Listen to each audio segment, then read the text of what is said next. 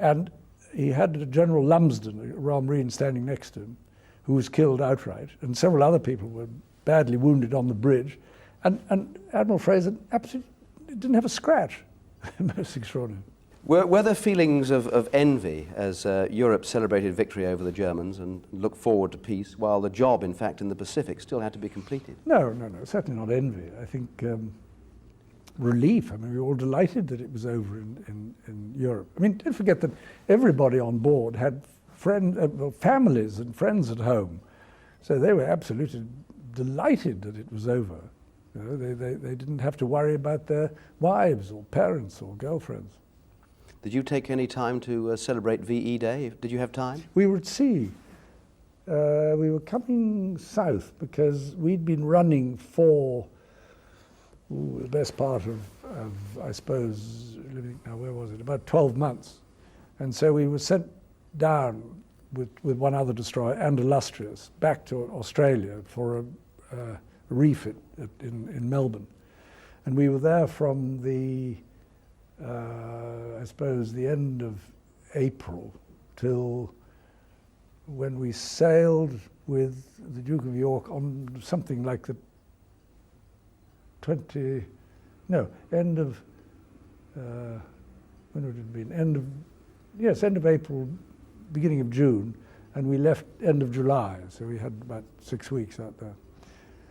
And there was a certain amount of celebration in Australia, but of course by the time we arrived there, it was all over. And everybody was much more, at that time, much more concerned with the war in the Pacific. You talked about friends and family and this sort of thing. Was Princess Elizabeth able to communicate in her letters the relief that Britain felt? I, life of me, can't remember what she wrote in her letters. But they were numerous, obviously. No, not particularly. She was quite busy too, don't you forget? Yes, exactly. Do you think the veterans of the Far East are given enough credit for the way they conducted themselves in wartime? By whom? Or are they overshadowed, in fact, by European forces? Well, speak for yourself. Well, you say by historians, I really meant. Not that I'm a great historian. It depends what history you read. I mean, if you read an account of the war in the Far East, they get full credit for what they did. Some people obviously were more interested in the war in Europe, and some people were interested in the war in the Far East. I think, I mean, everybody had their nose to the grindstone in the sense that you didn't stand around discussing things as if you were attending an editorial conference or something. You mentioned Australia and the Australians. With the benefit of hindsight, how would you assess the performance of the Allied fighting forces in the Pacific? Oh, they of course had been at it very much longer in the Pacific. I mean, they were fighting in Borneo and in the Solomons, and both their navy, the ships and soldiers, and they had a very, very rough time, and they were fighting under extremely difficult conditions, tropical conditions, jungle conditions, and they acquitted themselves brilliantly. And the New Zealanders also in the Solomons. It was a very, very difficult war against the Japanese, and they did extremely well. I mean, there was no one ever doubted, and there were, of course, several Australian ships were part of the British Pacific Fleet as well. How did the war years shape your character? No idea. Who were the major influences on your life during these years?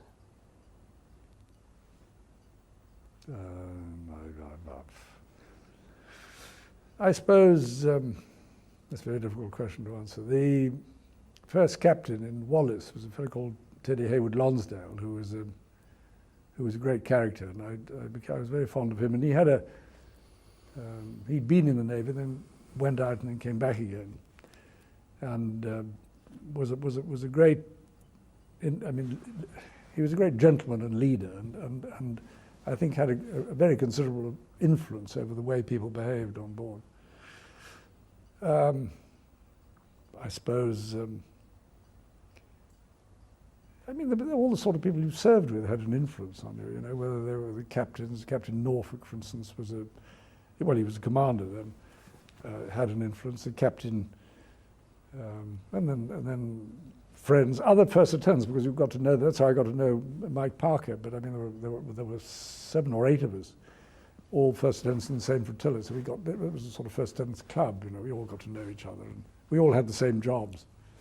Of all the ships you sailed in, does one particular one stand out as being your favourite?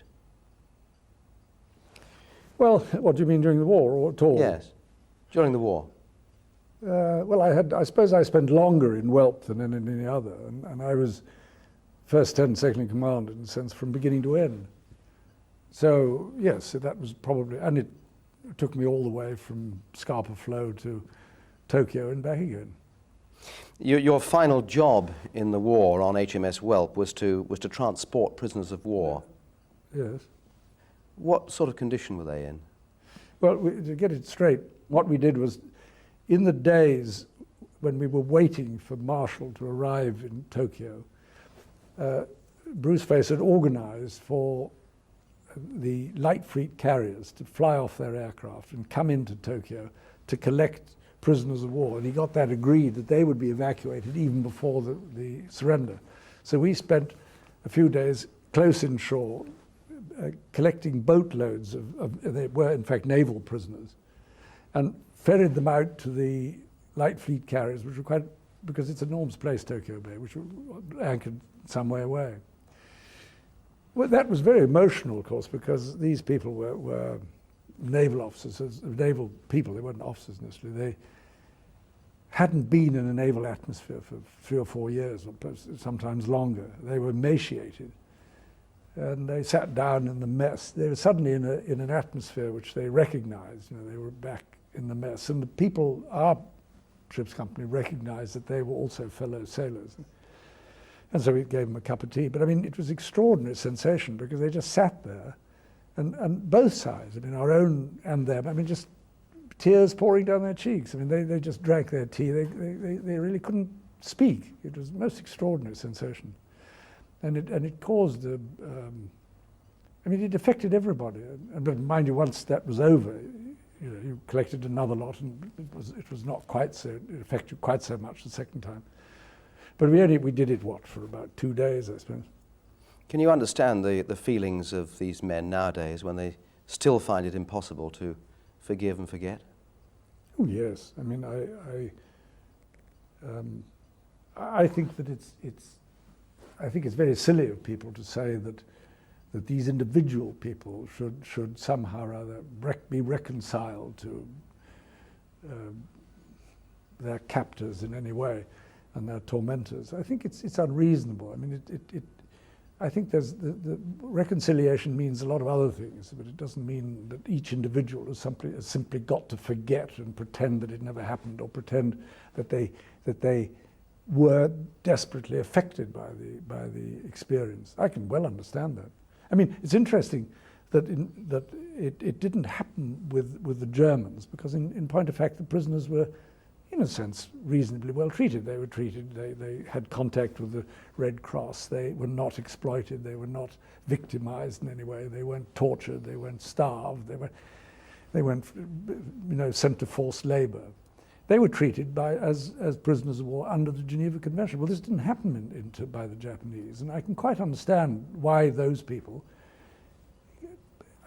I say it's unreasonable to expect them to forget it and pretend somehow it didn't happen. So what will your memories be? But I wasn't a prisoner, so it didn't, no. In the sense it didn't, I can't speak, I mean, I can speak for them in the sense that I can understand to a certain extent what they feel, but I don't feel reconciliation is a problem as far as I'm concerned. I mean, it's quite funny, when we went the first time, we went to Japan on a state visit in the 70s or 60s, I think it was, and people said, first visit to Tokyo, and I said, yes. So what will your memories be on VJ Day? Any specific thing? I mean, you were very graphic about those prisoners of war.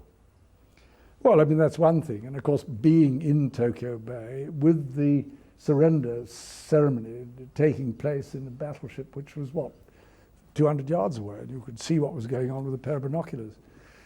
And then they beat retreat, and you could hear going on the quarterdeck. Actually, the beat retreat was in the King George V. That was Admiral Rawlings, who was second in command, and that was everybody moved over there. I wasn't on board, but you could hear it going on. But and then by that time, of course, a lot of other ships had come in. We were only in there on our own to begin with. Must have been a very impressive sight. Well, it was a great relief. I mean, it was that wonderful feeling that, and I remember because from there we went on to Hong Kong. And the most extraordinary sensation when we sailed, we suddenly realized we didn't have to darken ship anymore. We didn't have to close all the scuttles. We didn't have to turn the lights out. And not only that, we actually stopped in the South China Sea and piped hands to bathe.